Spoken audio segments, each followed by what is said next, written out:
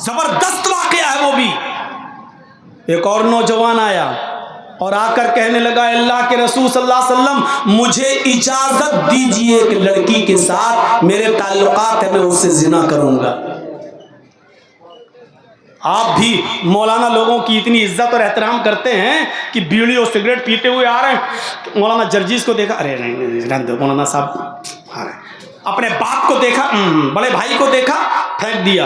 اتنا ادب اور احترام آپ اپنے بزرگوں کا، بڑوں کا کرتے ہیں، اپنے علماء کا کرتے ہیں. اس نوجوان سے پوچھو کیسا دیہاتی رہا ہوگا، کیسا اجھل رہا ہوگا، کس ماحول میں پلا ہوگا. وہ اللہ کے رسول سے کہہ رہا ہے اے اللہ کے رسول مجھے زنا کی اجازت دیجئے، ایک لڑکی سے دوستی ہے میں اس کے ساتھ زنا کروں گا. کتنا گندا کام کی پرمیشن مانگ رہا ہے، اور سب سے مبارک ہستی سے پرمیشن مانگ رہا ہے. کائنات میں محمد رسول اللہ سے زیادہ مبارک کوئی ہستی نہیں ہے. اور کائنات میں زنا سے بدتر کون سا گناہ ہے شرک کو چھوڑ دیا جائے تو. صحابہ اس کو گھور رہے، ہٹ ہٹ، مطلب صحابہ اس کو گھور رہے، کیا کہہ رہا ہے اللہ کے رسول سے. چپ. اللہ کے نبی نے صحابہ سے کہا نہیں تم چپ رہو. ہاں کیا کہہ رہے ہو؟ آپ نے اس سے کہا ادنو منی، میرے قریب تو ہو جاؤ، پہلے میرے قریب آؤ، اور قریب بلا لیا. ابھی ہم سے کوئی آدمی کہے کہ مولانا صاحب میں زنا کرنے جاؤں، ہٹ کمینے ہٹ، مجھ سے کیا پوچھ رہا ہے؟ تو جانے تیرا باپ جانے، مجھ سے کیا پوچھ رہا ہے؟ آپ تعجب کریں گے اللہ کے رسول صلی اللہ علیہ وسلم کی زندگی پر. آپ کہہ رہے ہیں میرے قریب آؤ. کائنات کی سب سے مبارک ہستی زنا کی اجازت لینے والے نوجوان کو اپنے قریب بلا رہی، ادھر آؤ. اور کیسے سمجھایا اس کو، یہ دیکھیے آپ، دین دیکھیے کیا ہے. آپ نے اس سے کہا تم زنا کرنا چاہتے ہو؟ وہ صحابہ کو دیکھتا ہے، دیہاتی تھا، کہنے لگا جی دوستی ہے ایک سے، میں زنا کرنا چاہتا ہوں. آپ نے کہا اچھا ٹھیک ہے، مجھے پرمیشن دینے میں کوئی آبجیکشن نہیں، کوئی اعتراض نہیں، میں تمہیں اجازت دے دوں گا. لیکن یہ بتاؤ کیا یہ کام تم اپنی ماں کے ساتھ کر سکتے ہو؟ اب سمجھانے کی سٹائل دیکھیے آپ کی. کیا یہ کام تم اپنی ماں کے ساتھ کر سکتے ہو؟ اس لڑکی کے پاس جو ہے وہ تمہاری ماں کے پاس بھی ہے، کیا تم اس کے ساتھ زنا کرو گے؟ یہ میری طرح چیخ کر نہیں کہہ رہے ہیں اللہ کے رسول، آپ اس سے کہہ رہے ہیں کیا یہ کام تم اپنی ماں کے ساتھ بھی کر سکتے ہو؟ اس نے کہا فدا کا بی و امی یا رسول اللہ، میرے ماں باپ آپ پر قربان. اے اللہ کے رسول کوئی شریف آدمی اپنی ماں کے ساتھ زنا کیسے کر سکتا ہے؟ آپ نے کہا ہاں میں بھول گیا، ماں کے ساتھ کون زنا کر سکتا ہے؟ اچھا ٹھیک ماں کے ساتھ نہیں کر سکتے؟ کہا نہیں. اچھا اپنی بہن کے ساتھ یہ زنا کر سکتے ہو یہ کام؟ کہا فدا کا ابی و امی یا رسول اللہ، اے اللہ کے نبی میرے ماں باپ قربان آپ پر، کوئی آدمی اپنی بہن کے ساتھ بھی یہ کام کیسے کر سکتا ہے؟ آپ نے کہا ہاں نہیں کر سکتا. ٹھیک. اچھا اپنی بیٹی کے ساتھ تو یہ کام کر سکتے ہو؟ کہا اللہ کے نبی کون شریف انسان اپنی بیٹی کے ساتھ یہ کام کرے گا؟ میرے ماں باپ آپ پر قربان، نہ میں ماں کے ساتھ، نہ بہن کے ساتھ، نہ بیٹی کے ساتھ، یہاں تک کہ اللہ کے رسول میں اپنی خالہ کے ساتھ بھی نہیں، اپنی پھوپھی کے ساتھ بھی نہیں، یہ کام نہیں کر سکتا کوئی بھی شریف آدمی. آپ نے کہا اے نوجوان جب تو اپنی بہن کے ساتھ اور بیٹی کے ساتھ یہ کام کرنا گوارا نہیں کر رہا ہے تو جس لڑکی کے ساتھ تو یہ زنا کرنے کی اجازت مانگ رہا ہے وہ بھی کسی کی بہن ہوگی، کسی کی بیٹی ہوگی، کسی کی ماں ہوگی، کسی کی پھوپھی ہوگی، کسی کی چچی ہوگی، کسی کی خالہ ہوگی، کوئی نہ کوئی رشتہ تو ہوگا. کہا جی. کہا کہ پھر وہ آدمی کیسے یہ برداشت کرے گا کہ میری بہن کے ساتھ کوئی آدمی زنا کرے، میری بیٹی میری ماں کے ساتھ کوئی زنا کرے؟ جب تم اپنی بہن بیٹی کے ساتھ یہ کام پسند نہیں کرتے ہو تو دوسرا اپنی ماں بہن بیٹی کے ساتھ کیسے پسند کرے گا؟ اس نے کہا اللہ کے نبی آپ نے جس انداز سے سمجھایا میری سمجھ میں آ گیا، میرے سر پر ہاتھ پھیر دیجئے اور میرے لیے دعا دے دیجئے. اللہ کے نبی نے اپنا ہاتھ اس کے سر پر پھیرا. اے اللہ اس نوجوان کی نظروں کی حفاظت فرما. اس نوجوان کا کہنا ہے کہ اللہ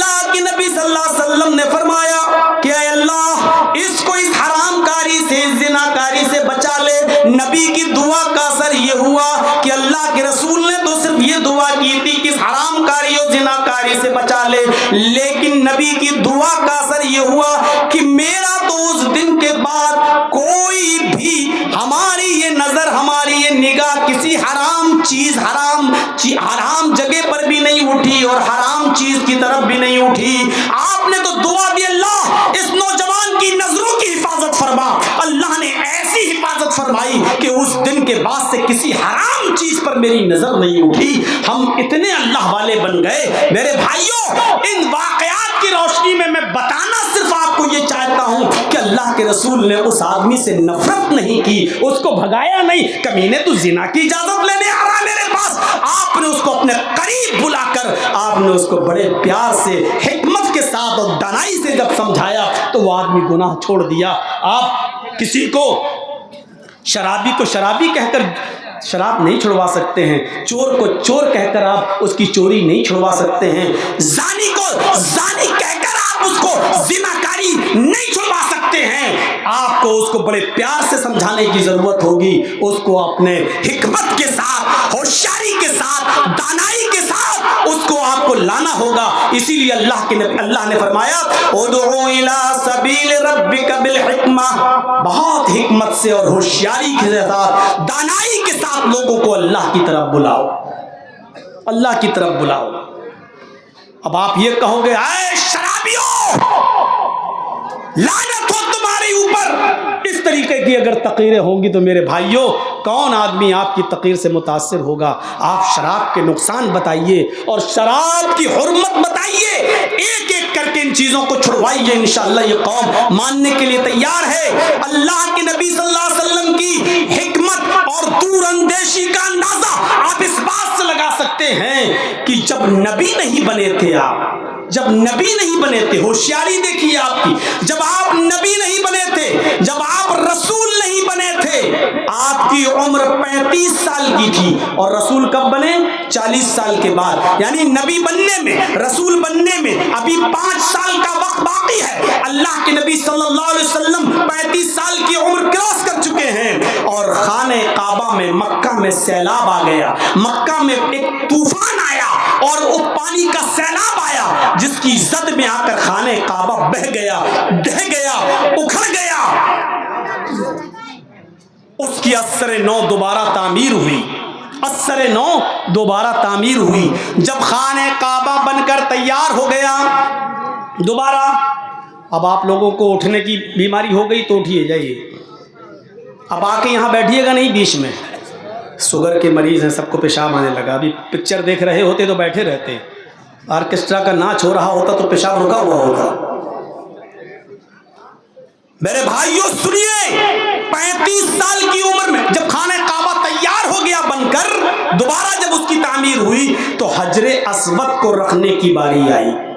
حجر اسود کو کہا وہیں پر جہاں ہے, ہم لوگ جو حج کرنے گئے ہوں گے ان کو معلوم ہوگا, جنہوں نے عمرہ کیا, حجر اسود سے ہی چکر لگتا ہے, وہیں سے شروع ہوتا ہے اور وہیں پر آ کر ختم ہوتا ہے. وہیں سے جب آپ شروع کرتے ہیں اور وہاں سے جب وہاں تک پہنچ جاتے ہیں دوبارہ حجر اسود تک, تو آپ کا ایک چکر مانا جاتا ہے, 7 چکر لگائے جاتے ہیں. حجر اسود کو جہاں رکھا ہے وہاں رکھنے کی نوبت آ گئی, رکھا جائے تو یہ قبیلہ کہنے لگا اس کو میرا سردار رکھے گا, دوسرا کہنے لگا اس کو میرا سردار رکھے گا, تیسرا کہنے لگا اس کو میرا قبیلہ رکھے گا, چوتھا کہنے لگا لوگ لڑنے لگے, تلواریں نکل آئیں, میں رکھوں گا, میرا قبیلہ رکھے گا, میرے قبیلے کے سردار کو یہ فخر حاصل ہونا چاہیے, حجر اسود کو ہمارے خاندان کے لوگ رکھیں گے. لوگوں نے تلواریں نکال لی, جھگڑا بہت بڑھ گیا. ایک بزرگ آدمی تھا وہاں, کوئی بوڑھا سا شریف آدمی, اس نے کہا کہ اچھا میں فیصلہ کروں اس کو کون رکھے گا, کہ بتائیے کیا فیصلہ کرتے ہو, بتاؤ, ماننے کا ہوگا تو مانیں گے.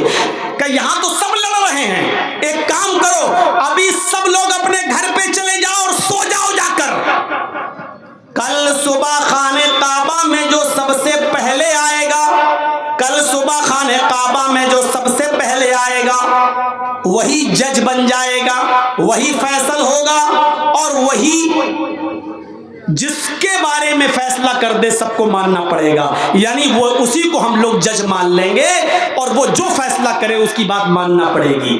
سب لوگوں نے کہا ٹھیک ہے, خانہ کعبہ میں جو کل سب سے پہلے آئے گا صبح، وہی فیصلہ کرے گا، وہی جج بن جائے گا، وہ جس کے بارے میں بھی فیصلہ کرے گا وہ قبیلہ اس کو اٹھا کر رکھ دے گا خانہ کعبہ کے پاس حجر اسود کو۔ سب لوگ جا کر اپنے گھر چلے گئے، مجھے سب سے پہلے کل جانا ہے، اس میں جگ رہے ہیں لوگ۔ جیسے مجھے بھی کل فلائٹ پکڑنا تھی، کل پیپل تلہ میں جلسہ تھا، نہیں آ سکا، ایئرپورٹ پہنچ گیا، پوری رات جاگتا رہا، نہیں مجھے فلائٹ پکڑنا ہے، مجھے فلائٹ پکڑنا ہے، مجھے جانا ہے، اور اپنے وقت پہ پہنچا۔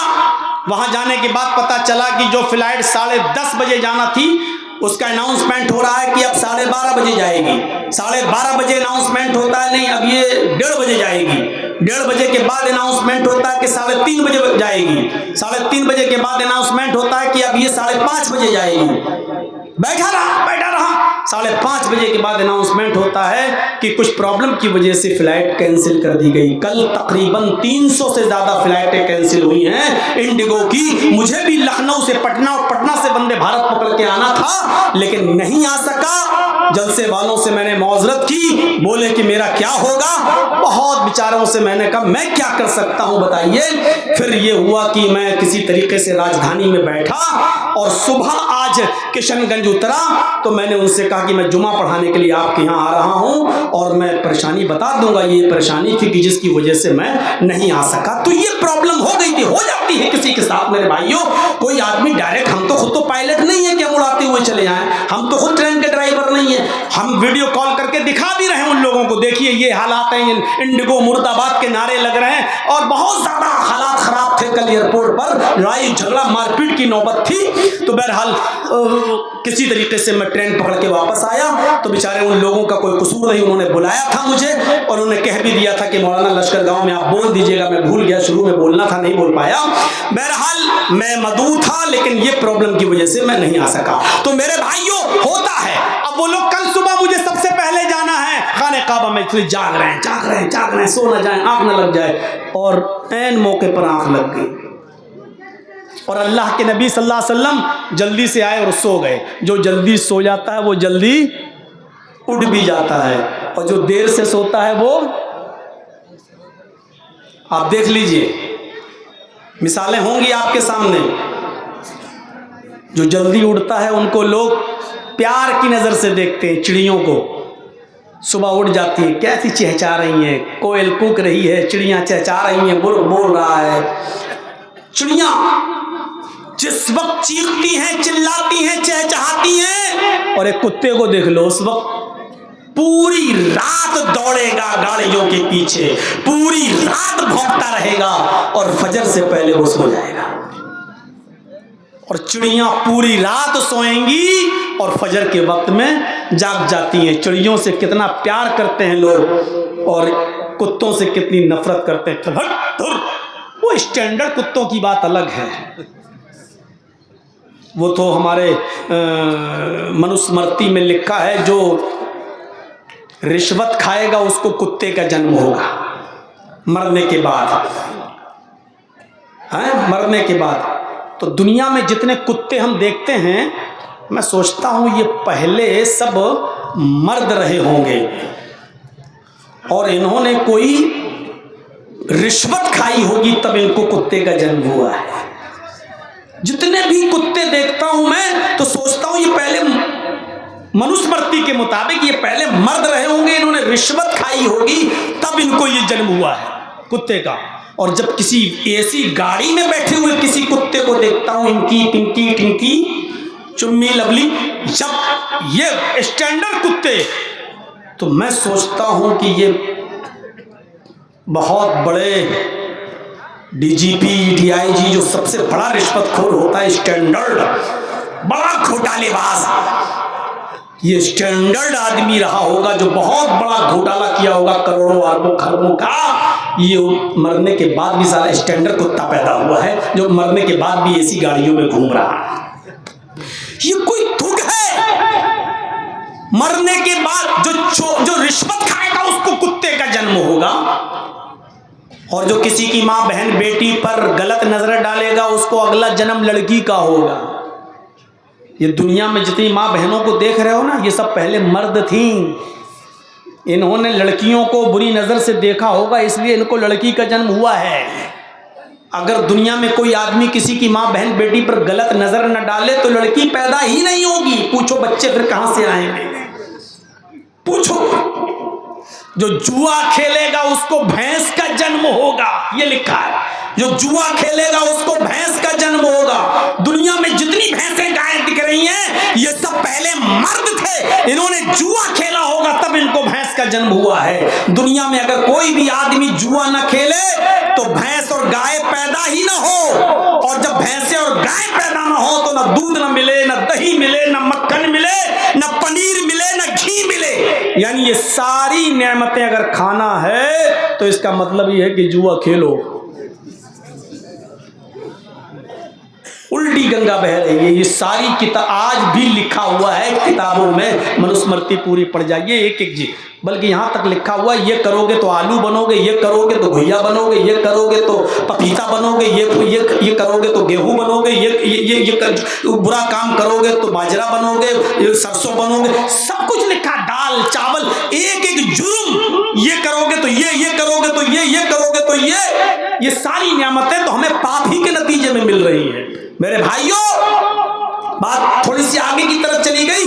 میں بتا یہ رہا تھا کہ اللہ کے نبی آئے اور جلدی سو گئے، جلدی اٹھ گئے اور سب سے پہلے خانہ کعبہ میں پہنچ گئے. ان لوگوں کی جب آنکھ کھلی تو بھاگے یہ لوگ خانہ کعبہ کی طرف. تو کیا دیکھتے ہیں؟ سب سے پہلے محمد ابن عبداللہ موجود ہیں، ابھی وہ رسول اللہ نہیں بنے ہیں. عبداللہ کا بیٹا آ گیا، عبد المطلب کا بیٹا آ گیا، پوتا آ گیا. ارے ابو طالب کا بھتیجا یہاں موجود ہے. لوگوں کی زبان سے نکلا قد جاءنا الامین، قد جاءنا الامین، قد جاء الصادق، قد جاء الامین. امین آ گیا اور صادق آ گیا. اس سے زیادہ سچی بات کرنے والا کوئی نہیں ہے. اے محمد صلی اللہ علیہ وسلم، آپ جو فیصلہ کریں گے ہمیں منظور ہے. آپ نے کہا میرا فیصلہ مانو گے؟ کہا بالکل، آپ جو فیصلہ کر دیں گے. آپ نے کہا چادر لاؤ. چادر لا کر رکھ دی. اس چادر پہ حجر اسود کو رکھ دیا.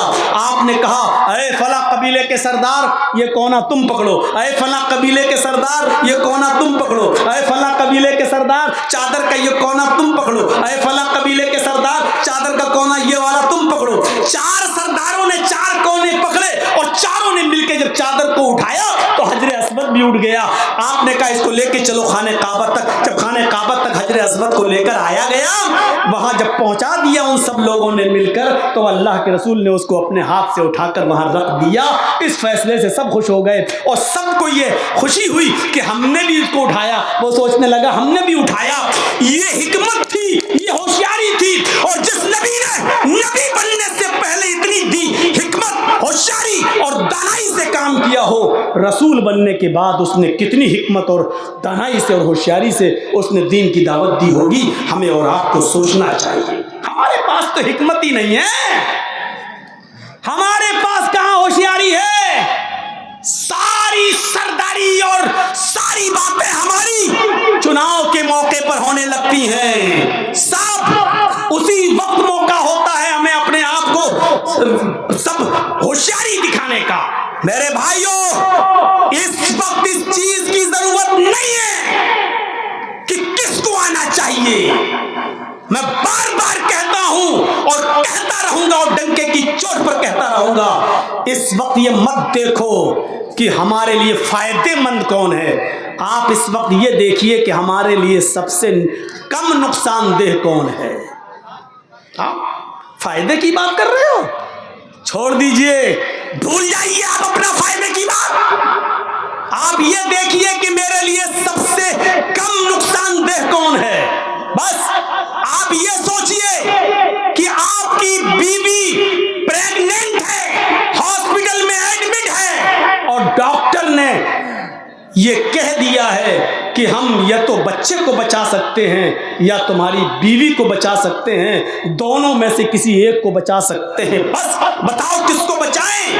اب یہ مت دیکھو کہ دونوں بچ جائیں. نہیں، اب آپ کوئی تو فیصلہ لوگے. کیا لوگے فیصلہ؟ اس وقت عقل مند آدمی وہ ہے جو یہ کہہ دے کہ میری بیوی کو بچا لو، بیوی رہے گی تو بچے اور بھی آ جائیں گے. لیکن بچہ جا رہا تو جانے دو، لیکن بیوی کو بچا لو۔ عقل مند وہ آدمی ہے۔ جبکہ افسوس بچے کے جانے کا بھی ہے، دکھ بچے کے جانے کا بھی ہے، تکلیف اس بات کی بھی ہے کہ بچہ جا رہا ہے، لیکن یہ کم نقصان ہے، یہ چھوٹا نقصان ہے۔ بیوی چلی گئی تو یہ بڑا نقصان ہے۔ میرے بھائیوں، بنگال والوں، اپنے آپ کو بڑے نقصان سے بچا لو۔ چھوٹا نقصان اٹھانا پڑے تو اٹھا لو، ورنہ یو پی جیسے حالات تمہارے بھی ہوں گے۔ تم نہیں سمجھ رہے ہو کیا پلاننگیں ہو رہی ہیں اور کیا منصوبے ہو رہے ہیں۔ ہمارے ہی لوگوں میں، ہم ہی لوگوں میں سے خریدا جا رہا ہے، اٹھایا جا رہا ہے۔ آپ نہیں سمجھیں گے یہ کیا تک بندی کی بات ہے۔ بہت جاتا ہوں میں مرشد آباد میں پروگرام کرنے کے لیے، جنگی پور، اورنگ آباد بھرا پڑا ہے میرا علاقہ، وہاں میں روزانہ ہر سال جاتا ہوں پروگرام کرنے کے لیے وہاں پر۔ یہ کون سی عقل مندی کی بات ہے صاحب؟ 6 دسمبر کو بابری مسجد تیار ہوگی؟ کوئی عقل مندی ہے؟ تک بندی ہے؟ آپ کس مسجد کی بات کر رہے ہو؟ مسجد بنانا ہے تو اللہ کا گھر سمجھ کے بنائیے، آپ اس پر لکھ دیجئے مسجد محمدی۔ کیا محمد رسول اللہ سے بھی بڑھ کر کوئی ہے؟ کیا آپ بابر کا نام لکھنا ضروری ہے؟ ہم تو کہتے ہیں کیوں آپ کو ضد ہے بابری نام رکھنے کی؟ آپ ہمارے آقا امام کائنات جناب محمد رسول اللہ کے نام پر مسجد کیوں نہیں بنا رہے ہیں؟ بنائیے مسجد محمدی، مسجد ابو بکر صدیق، مسجد عمر ابن خطاب، مسجد عثمان غنی، مسجد علی المرتضی بنائیے۔ آپ کون روک رہا ہے آپ کو؟ کیا ہم بے وقوف ہیں؟ ہم نہیں سمجھ رہے ہیں کہ آپ کس کے اشاروں پہ چل رہے ہیں، کس کے بہکاوے میں آ رہے ہیں، اور یہ پلاننگ آپ کیوں کر رہے ہیں؟ آپ بنگال کو بھی یو پی بنانا چاہ رہے ہیں اور یہاں پر بھی بلڈوزر والی گورنمنٹ کو لانے کی کوشش کر رہے ہیں۔ ہم نے کوئی بھینس کا گوبر ہمارے دماغوں میں نہیں بھرا ہے۔ آپ بات کرتے ہیں میرے بھائیوں، حق کی بات آئی تھی نا، میں نے بتایا تھا۔ ارے سنو اسلام، یہ بیچارہ دڑمڈا کیا جانے، مسجد کے احترام میں سوچا کہ مسلمان آ جائیں گے۔ اللہ کے رسول نے اپنا نام تک کٹوا دیا تھا شانتی کے لیے اور امن کے لیے۔ تم بات کرتے ہو؟ تم مسلمانوں کو اگر امن و امان سے رہنا دینا چاہتے ہو تو آپ بھی کچھ باتوں سے سمجھوتا کریے۔ سمجھوتا کرنے میں برائی کیا ہے؟ مجھے بتاؤ برائی کیا ہے؟ اللہ کے رسول نے سمجھوتا نہیں کیا ہے، مدینہ سے چل چکے ہیں، آپ کے ساتھ آپ کے صحابہ موجود ہیں۔ اور سنو نوجوانوں، میری تقریر یہ بہت گونجے گی، مجھے معلوم ہے کہ ہو سکتا ہے ٹی وی چینل والے بھی اس کو اڑائیں اور کہیں کہ دیکھو یہ مولوی بنگال میں گیا تو ڈر پیدا کر رہا ہے۔ یہ ہو سکتا ہے ان کو پھر مل جائے مسالہ اور پھر کہیں ممتا کا مولانا پچھلے 5 سال پہلے جو کہہ رہے تھے، ہو سکتا ہے یہ پھر وہی راگ الاپیں۔ لیکن میری بات پھر سے سن لیجئے، مجھے بنگال کے لوگوں میں سمجھداری نظر آتی ہے، ہوشیاری بھی نظر آتی ہے۔ مجھے معلوم ہے کہ آپ بہت مائنڈیڈ انسان ہیں، میں جانتا ہوں، پچھلی مرتبہ بھی میں نے اس کا احساس کیا تھا۔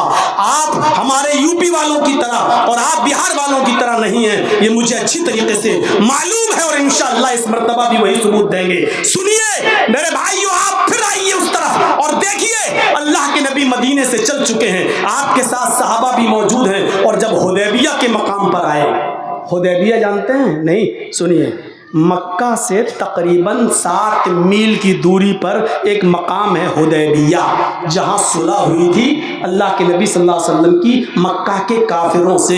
اس جگہ کا نام پڑ گیا حدیبیہ۔ میں جب عمرہ کرنے گیا تھا تو میرے دوست لوگ، میرے ساتھی جو عرب میں وہاں تھے، وہاں مجھ کو لے کے گئے، اور جب حدیبیہ کے مقام پر لے کے گئے تو کہنے لگے یہاں کی ایک بڑی مشہور چیز میں تمہیں پلاؤں گا۔ میں نے کہا کیا؟ گئے اور وہاں بہت سے بدوی لوگ کھڑے ہیں حدیبیہ پہ، اونٹنیاں لیے، چھوٹی چھوٹی اونٹنیاں، چربی سے اس کا تازہ دودھ انہوں نے نکالا اور کچا دودھ تازہ جلدی سے لے کے میرے پاس آئے، کہا لیجیے مولانا پیجیے پیجیے جلدی پیجیے۔ میں نے کہا ارے کچا، ارے پیجیے جلدی پیجیے۔ میں نے بہت جلدی سے اس کو پی لیا۔ میں نے کہا آپ نے اتنی جلدی کیوں کیا؟ کہنے لگے کہ اس میں 5 منٹ کے بعد کیڑے پڑنا شروع ہو جاتے ہیں۔ اگر اس کو ایسے ہی رکھ دیا جائے اونٹنی کا دودھ تو اس میں 5 منٹ کے بعد کیڑے پڑ جانا شروع ہو جاتے ہیں. میں نے کہا یار کیا پلا دیا تم نے مجھے؟ نہیں بہت فائدہ مند ہے یہ جو ابھی پی لیا آپ نے, یہ آپ کے پیٹ کو ایک دم کلیئر کرے گا اور پیٹ کے لیے بڑا مفید ہے.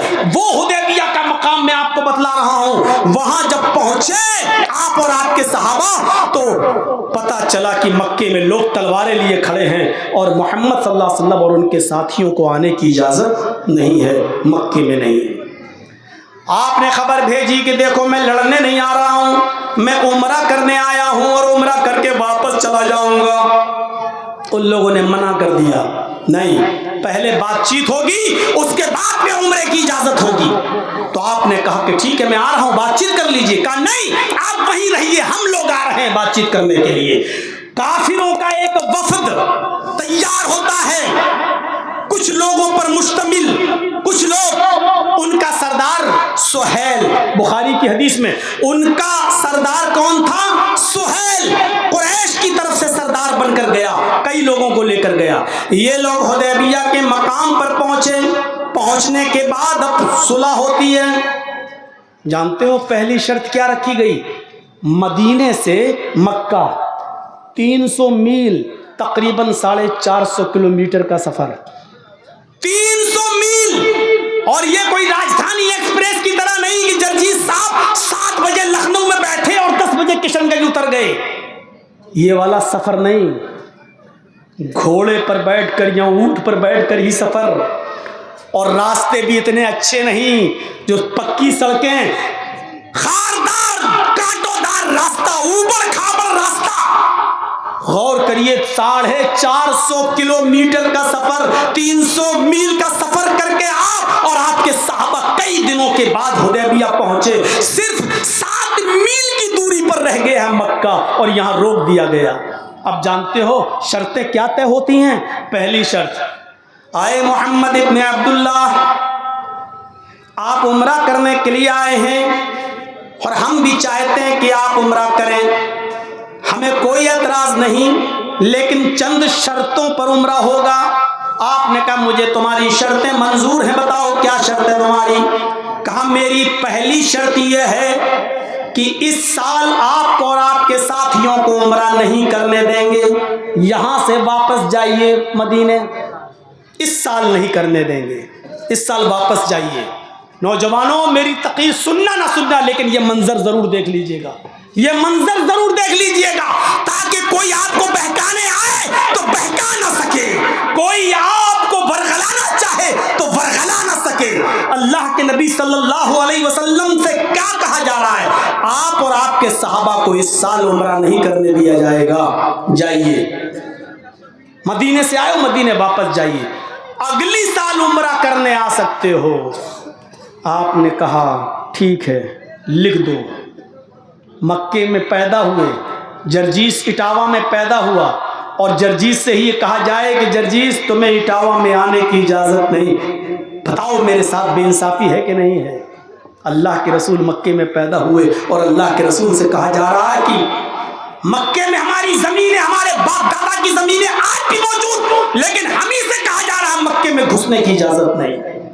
اس دیش کو آزاد کرانے میں سب سے زیادہ مسلمانوں نے قربانیاں دی, آج تمہیں سے کہا جا رہا ہے گھس پیٹھیا ہو, بنگلہ دیشی ہو, ادھر سے آئے ہو ادھر سے آئے ہو, جنہوں نے انگریزوں سے مخبری کی, آج وہ تمہارے اوپر چوکیدار بنے بیٹھے ہوئے ہیں. میرے بھائیوں تصور کریے, جتنا کھل کر میں آپ کے علاقے میں بنگال میں بول سکتا ہوں نہیں بول سکتا میں یوپی میں. پہلا ہے ہمارے پہنچنے سے پہلے ہماری تقریر CID اور CBI کے پاس پہلے پہنچ جاتی ہے. آپ ہی لوگوں میں سے سب سے زیادہ نمک حرامی اور بدماشی کوئی کرتا ہے تو یہ YouTube چینل والے, یہ جو آپ کے سامنے ہے, سب سے زیادہ گھٹیا مذاق اگر کوئی کرتا ہے تو یہ چینل والے. انہوں نے اپنی بلڈنگیں بنانے کے لیے کتنے مولویوں کی گردنوں پر چھریاں چلائی ہیں آپ کو نہیں معلوم ہے. ان کو یوگی اور مودی کے ساتھ انہوں نے میرے فوٹو بنا بنا کے مجھے جیل کی سلاخوں تک پہنچایا. یہی کمینے اور یہی غدار. جن کو میں ہر جلسوں میں آنے پر پابندی لگایا ہوں میں، پھر بھی نہیں سدھرتے ہیں. پردے پہ بولوں تو لپسٹک والی لڑکی کا فوٹو میرے ساتھ بنا دیتے ہیں. ایک بے غیرت کمینہ، اللہ جانے کہ وہ اپنے باپ کے حلال نطفے سے پیدا ہوا کہ نہیں ہوا. وہ لکھتا ہے مولانا، تھمبنیل بناتا ہے مولانا جرجیز کو ہوا ایک لڑکی سے پیار. یہ ویڈیو بناتا ہے بے غیرت. جانتا ہوں میں، بہت اچھی طریقے سے جانتا ہوں.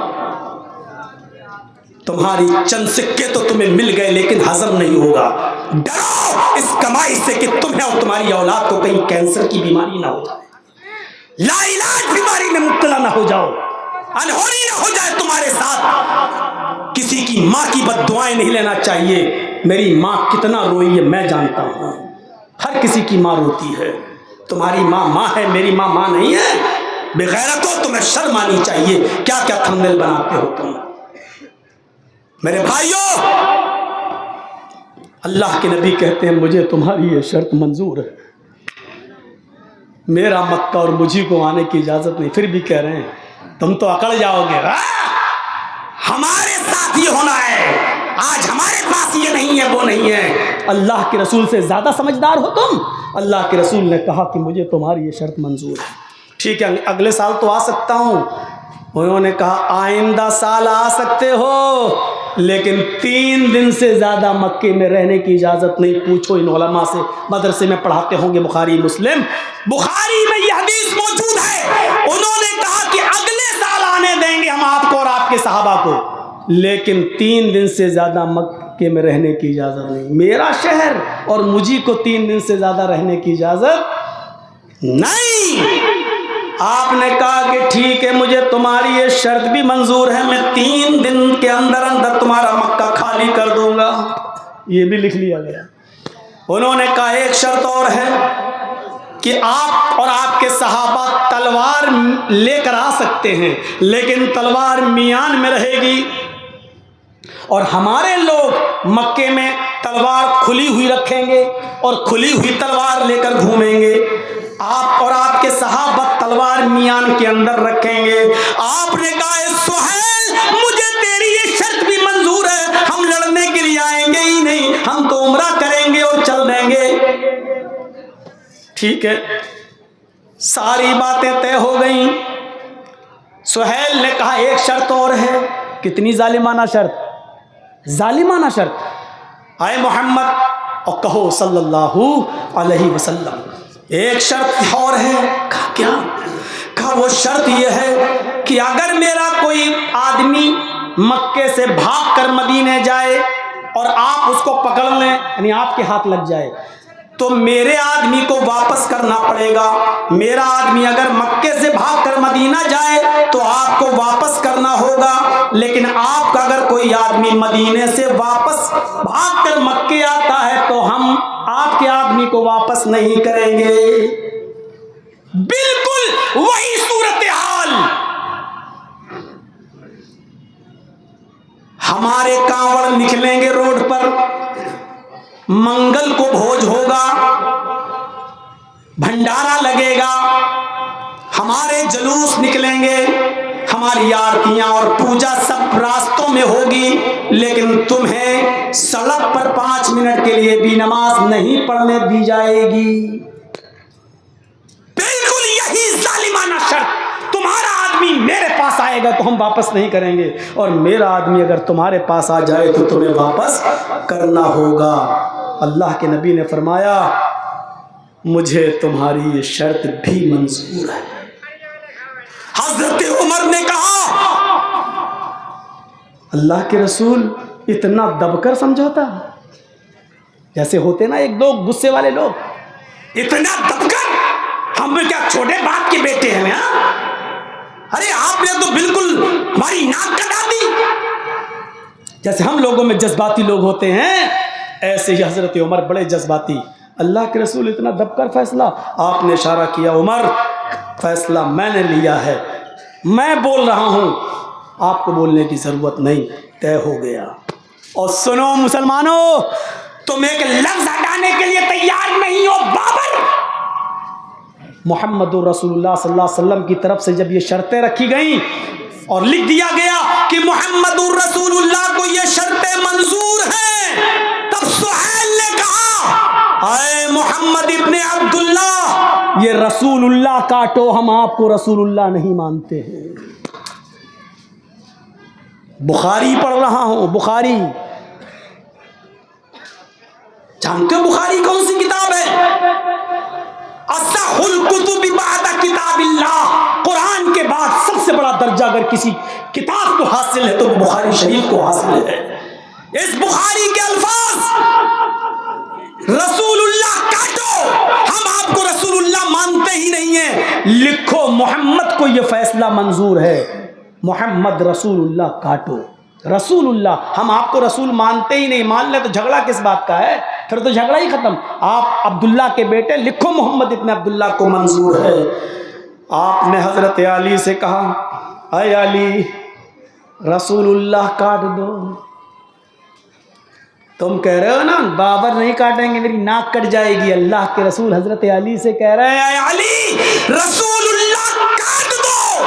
حضرت علی نے کہا نہیں، اے اللہ کے رسول، اللہ نے آپ کو رسول بنا کر بھیجا ہے، اللہ نے آپ کو رسول بنا کر بھیجا ہے، ہم رسول نہیں کاٹ سکتے، اے اللہ کے رسول مجھ سے یہ کام مت کرائیے، میرے اندر اتنی ہمت نہیں ہے، آپ کو اللہ نے جب رسول بنایا تو میں کیسے کاٹ دوں یہ نام؟ آپ نے کہا علی پھر مجھے بتاؤ کہاں لکھا ہے؟ رسول اللہ میں خود کاٹ دیتا ہوں۔ اللہ کے رسول جب کاٹنے کے لیے چلے تو حضرت عمر نے کہا اے اللہ کے رسول، السنا علی الحق، کیا ہم حق پر نہیں ہیں؟ السنا علی الحق، کیا ہم سچے نہیں ہیں؟ اللہ کے نبی نے کہا ہاں اے عمر، ہم حق پر ہیں۔ اے اللہ کے رسول، قتلاہم فی النار، اگر ہم ان سے جنگ کرنے لگیں، لڑنے لگیں اور ان کو ہم قتل کر دیں کافروں کو، تو کیا یہ جہنم میں نہیں جائیں گے؟ اللہ کے نبی نے کہا ہاں، اگر جنگ ہو جائے تو یہ کافر جہنم میں جائیں گے، قتلانا فی الجنہ، اے اللہ کے رسول ہم کم ہیں، یہ لوگ زیادہ ہیں، اگر یہ ہمیں مار دیں اور ہم قتل ہو جائیں تو کیا ہم جنت میں نہیں جائیں گے؟ آپ نے فرمایا ہاں، اگر ہم قتل کر دیے جائیں گے تو ہم جنت میں جائیں گے۔